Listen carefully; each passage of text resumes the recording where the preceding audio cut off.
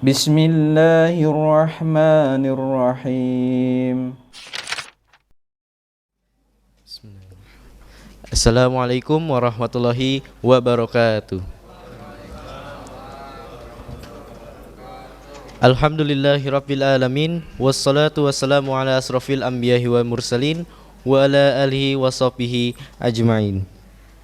Asyhadu an la ilaha illallah wa asyhadu anna Muhammadan abduhu wa rasuluh. Segala puji hanya milik Allah Subhanahu wa taala. Atas berkat rahmat dan karunia-Nya lah kita masih diberikan kesempatan untuk menuju Masjid Siti Halimah guna untuk menjalankan kewajiban kita, yaitu sholat isya berjamaah dan dilanjutkan dengan sholat tarawih jamaah. Salawat teriring salam semoga tercurahkan kepada junjungan Nabi kita, Nabi Muhammad Sallallahu Alaihi Wasallam, beserta sahabat, keluarga, dan para pengikutnya yang senantiasa istiqomah dalam menjalankan ajaran Islam hingga yaumil akhir nanti. Sebelum kita memasuki rangkaian ibadah tarawih pada malam hari ini, izinkan kami panitia Ramadan ingin memberikan sedikit informasi. Yang pertama, pada malam hari ini yang bertindak sebagai penceramah yaitu Bapak Ustadz Imron Rosadi. Alhamdulillah beliau telah hadir di sisi kita. Dan dilanjutkan dengan imam yaitu Bapak Syuhada.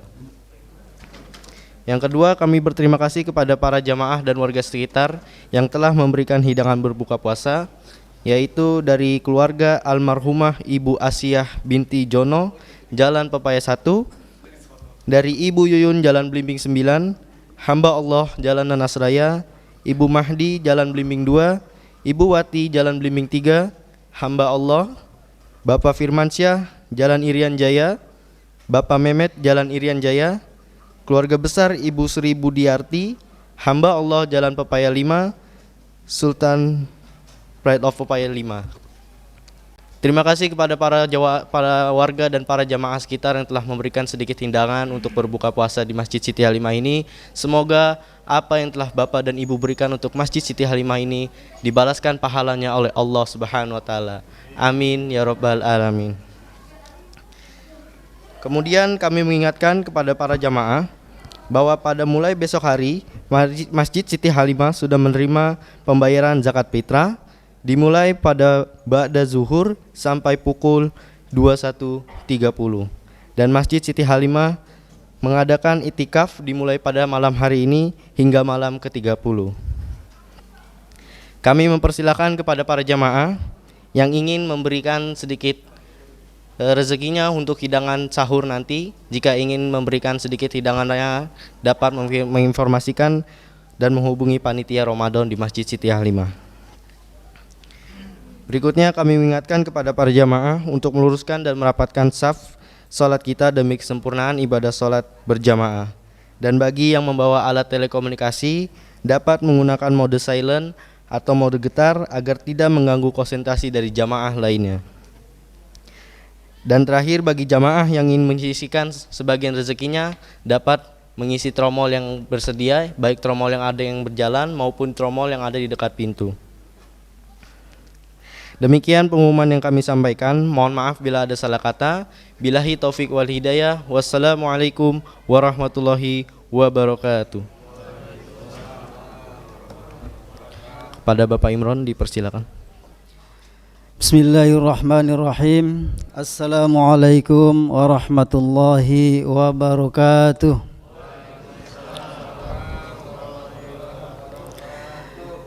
Alhamdulillahi rabbil alamin wa bihi nasta'in ala umuri dunya waddin. Assalatu wassalamu ala ashrafil mursalin sayyidina Muhammadin wa ala alihi wa ashabihi ajma'in, amma ba'd. Qala Allah ta'ala fi kitabil karim, a'udzu billahi minasyaitonir rajim. Subhanaka la ilma lana illa ma 'allamtana innaka antal alimul hakim. Shadaqallahul azim. Ma'asyiral muslimin rahimakumullah, yang sama-sama saya hormati para alim, ulama, asatidzah, para sesepuh, para tokoh, ibu-ibu, semua jamaah Masjid Siti Halimah yang insyaallah semuanya dirahmati Allah Subhanahu wa taala. Amin ya rabbal alamin. Pertama dan yang utama, mari kita sama-sama panjatkan puji syukur kita kehadirat Allah Subhanahu wa taala atas rahmat dan hidayahnya. Alhamdulillah sampai dengan malam hari ini kita masih bisa menikmati indahnya bulan Ramadan.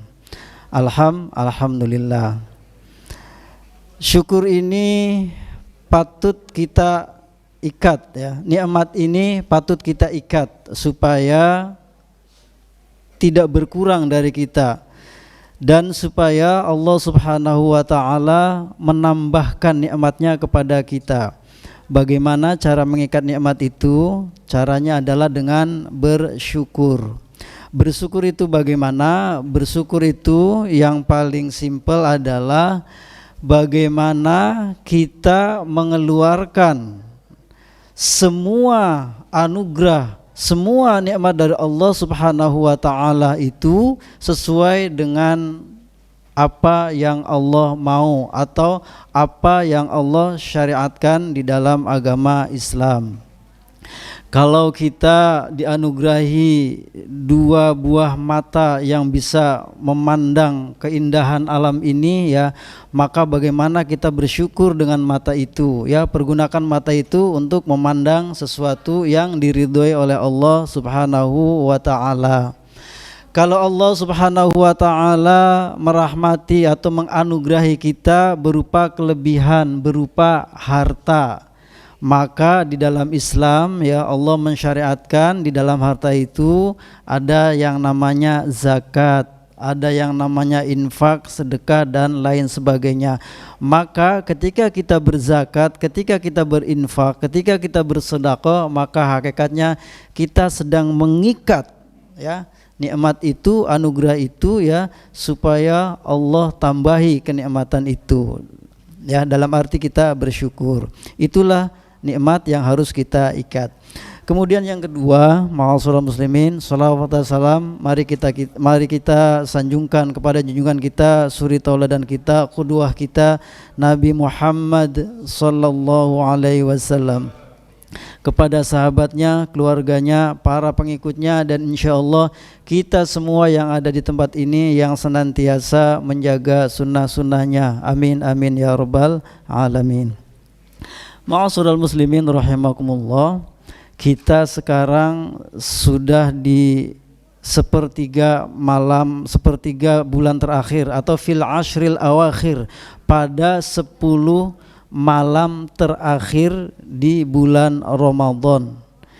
Ibarat sebuah pertandingan, itu kita sekarang berada pada injury time ya. Kalau pada injury time berarti ya semua kontingen atau semua yang bertarung atau yang berlomba ya mengeluarkan seluruh kekuatannya supaya di waktu yang singkat ini memenangkan pertandingan. Ma'asyiral muslimin rahimakumullah, Rasulullah sallallahu alaihi wasallam ketika pada malam 10 malam terakhir, dalam sebuah hadis Rasulullah mengencangkan kainnya, kemudian beliau menghidupkan malam-malamnya, dan beliau juga mengajak keluarganya untuk menghidupkan malam-malam di 10 terakhir dari bulan Ramadan. Oleh karena itu ya, kita terutama adik-adik remaja ya, mari kita lawan malas kita ya, mari kita lawan rasa kantuk kita, juga mari kita lawan hasrat kita, hasrat yang tidak baik, hasrat untuk main game, hasrat untuk nonton, hasrat untuk yang tidak baik, mari kita lawan ya. Tetapi kita ayo mendekatkan diri kepada Allah Subhanahu wa taala di 10 malam yang terakhir ini.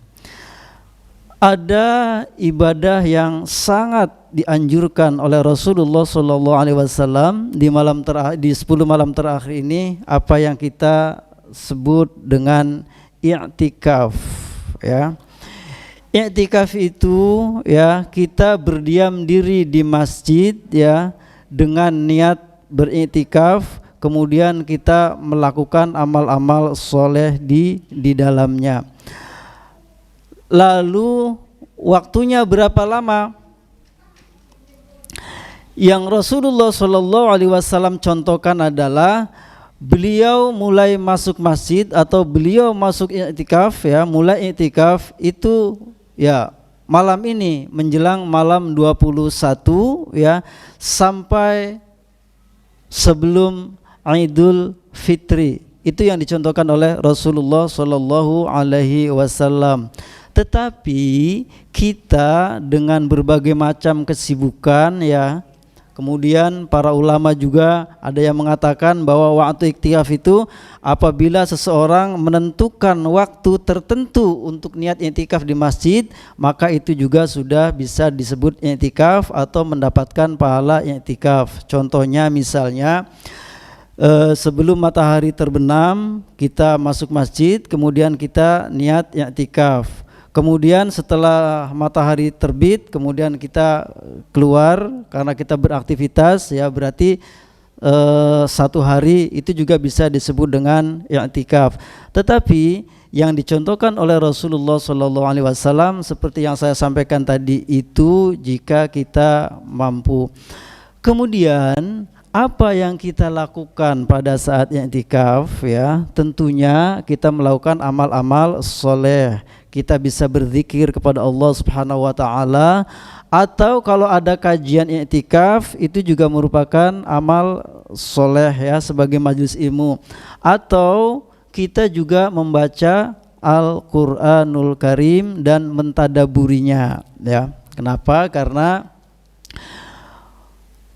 man ta'allamal khairukum man ta'allamal Qur'an wa 'allamahu. Sebaik-baik kalian adalah orang yang belajar Al-Qur'an dan yang mengajarkannya. Luar biasa Bapak Ibu terkait dengan Al-Qur'an ini, ya. Semua yang berkaitan dengan Al-Qur'an insya Allah menjadi mulia, ya. Orang yang senantiasa berinteraksi dengan Al-Qur'an bahkan sampai menghafal Al-Qur'an, dia bisa dikatakan sebagai ahlul Qur'an, ya. Kemudian waktu di mana diturunkannya Al-Qur'an atau satu malam di mana diturunkannya Al-Qur'an, maka malam itu juga menjadi malam yang amat sangat mulia. Begitu juga bulannya, begitu juga malaikat Jibril yang mengantarkan Al-Qur'an kepada Rasulullah, begitu juga Rasulullah yang menerima wahyu Al-Qur'an. Mereka semua memiliki kedudukan yang luar biasa mulia. Rasulullah kita kenal sebagai Sayyidul Anbiya wal Mursalin. Malaikat Jibril kita kenal dengan Sayyidul Malaika. Bulan Ramadan kita sudah sama-sama tahu kemuliaannya, ya. Kalau kita bandingkan bulan Ramadan atau kita umpamakan bulan Ramadan, keutamanya adalah bagaikan bulan purnama dengan bintang yang ada di langit. Bintang meskipun jumlahnya berjuta-juta, ya, tetapi sinarnya padam karena adanya rembulan. Kemuliaan Ramadan juga seperti kemuliaan Nabi Yusuf dibandingkan saudara-saudara lainnya. Kemuliaan saudara-saudara Nabi Yusuf akan tenggelam dengan kemuliaannya Nabi Yusuf. Begitulah bulan-bulan yang ada kemuliaannya tenggelam dengan adanya bulan Ramadan. Itulah Ramadan yang terkait dengan Al-Qur'an. Ma'asyiral muslimin, yang terakhir di 10 malam terakhir itu ada satu malam yang disebut dengan malam Lailatul Qadar. Allah Subhanahu wa taala tidak pernah menunjuk atau menentukan di malam apa, di malam berapa malam itu turun, ya. Tetapi Rasulullah menyampaikan kalau kita mau mencari malam Lailatul Qadar, maka carilah di malam-malam ganjil pada 10 malam terakhir. Inilah kurang lebih pendapat yang disepakati oleh para ulama. Malam Lailatul Qadar, ya, itu malam yang lebih baik dari 1000 bulan. Bukan sama, ya, bukan equal, tapi lebih baik dari 1000 bulan. 1000 bulan itu kalau kita konversi menjadi tahun, 1000 dibagi 12 itu kurang lebih 83 tahun, ya. Kalau usia kita sekarang tahun, kemudian kita mulai puasa dengan benar itu 50 dikurangi 12 masa kita sebelum akil baligh, maka tinggal berapa? Tinggal 38 ya. Jadi sebenarnya kalau kita alumni Ramadan kemudian ibadah kita benar selama 38 tahun ya, itu bisa dibayangkan. Satu kalinya aja 83 tahun, bahkan lebih. Kalau 10 kali aja sudah 830 tahun. Kalau 20 tahun berarti dikalikan 2. Ma'asyiral muslimin, inilah barokah ya, inilah keberkahan dari kita sebagai umat Nabi Muhammad SAW diberikan oleh Allah malam yang lebih baik dari 1000 bulan. Itu mengalahkan usia umatnya Nabi Nuh yang umatnya 900 sekian tahun. Tetapi umat Nabi Muhammad SAW yang Rasul sendiri usianya 63 tahun memiliki keutamaan yang begitu hebat, yang begitu panjang, melebihi umat nabi-nabi sebelumnya. Ma'asyiral muslimin rahimakumullah, inilah kemuliaan Ramadan, dan Ramadan sebentar lagi akan meninggalkan kita. Oleh karena itu mari kita sama-sama menggapai keutamaannya. Jangan sampai kita termasuk orang yang celaka, sebagaimana sabda Nabi, sebagaimana ucapan malaikat Jibril yang diaminkan oleh Nabi Muhammad SAW. Suatu ketika Rasul memanggil para jamaahnya, para umatnya, akhdiru al-mimbar, hadirlah ke depan mimbar, hadirlah ke depan mimbar. Begitu Rasul naik ke tangga mimbar yang pertama, Rasul mengucapkan amin. Begitu Rasul naik tangga mimbar yang kedua, Rasul mengucapkan amin. Begitu juga ketika Rasul naik tangga mimbar yang ketiga, Rasul mengucapkan amin. Anehnya, biasanya Rasul ketika naik mimbar dia memberikan tausiah kepada umatnya saat itu. Tapi kemudian Rasul kembali turun, tidak jadi memberikan tausiah. Lalu para sahabat bertanya, "Ya Rasulullah, engkau telah melakukan sesuatu yang belum pernah engkau lakukan sebelumnya."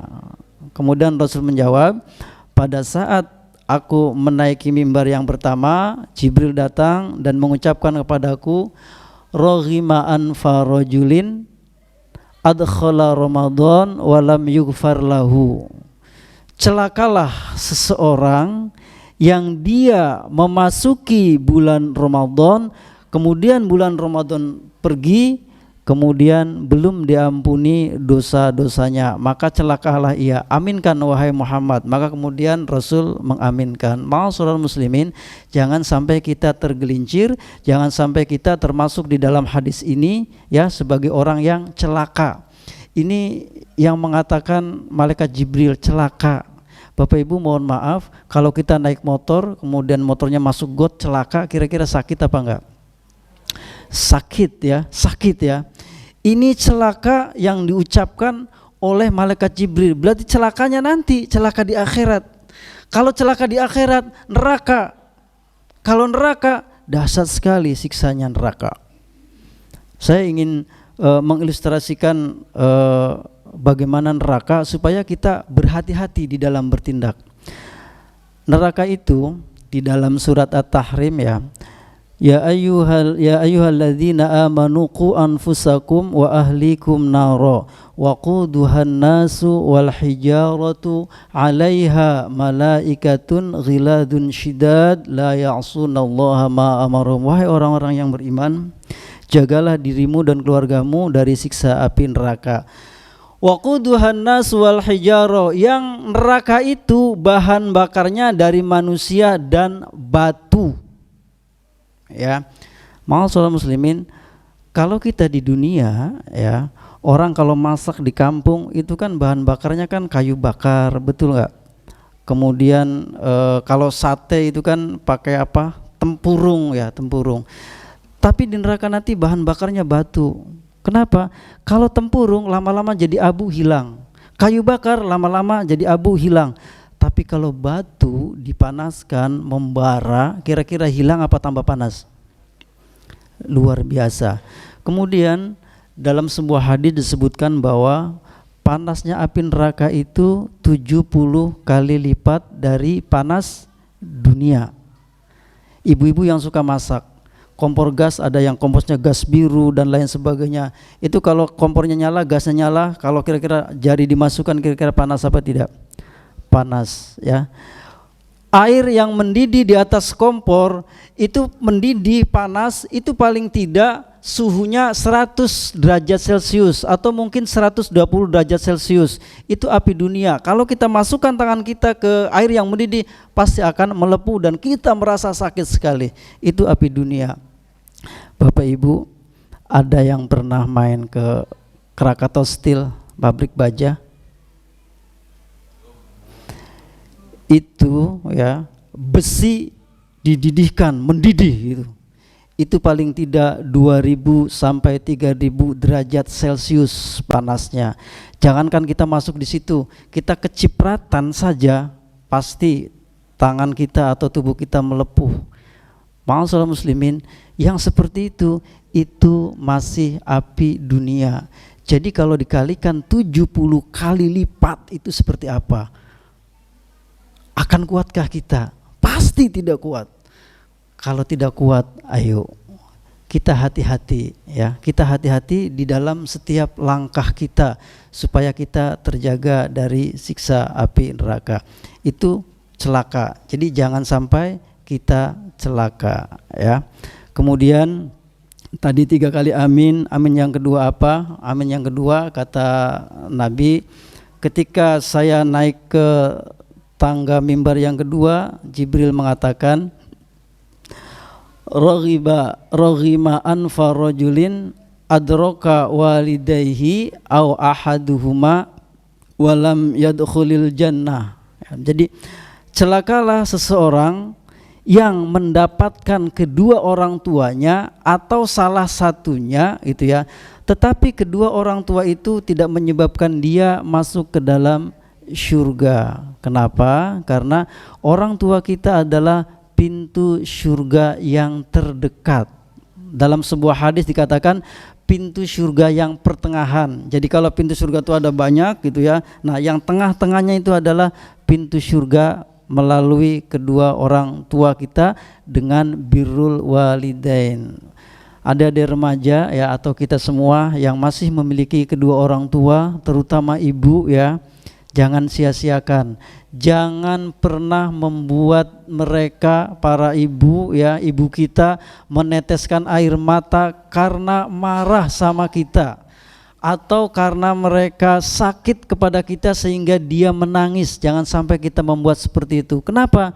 Karena ketika ibu kita marah, ayah kita marah, maka saat itu juga Allah Subhanahu wa taala sedang marah sama kita. Sebagaimana hadis Nabi, ridallah fi ridal walidain wa sukhtullah fi sukhtil walidain. Kerelaan Allah itu tergantung kepada kerelaan Allah betul.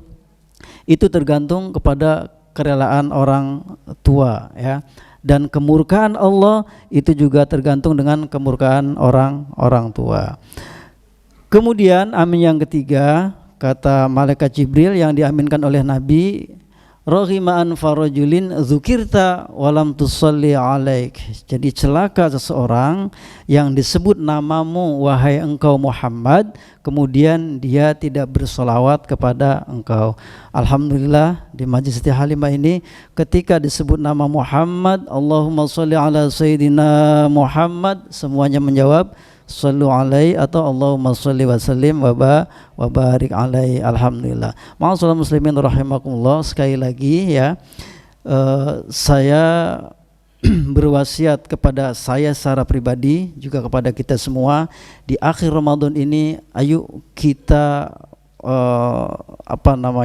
betul-betul jaga ya supaya kita betul-betul mendapatkan kemuliaan Lailatul Qadar yang terdapat di 10 malam terakhir ini. Wallahu a'lam bishawab, mudah-mudahan bermanfaat. Al-haqqu min rabbika fala takunanna minal mumtarin. Yang benar adalah dari Allah Subhanahu wa taala, jangan pernah ragu.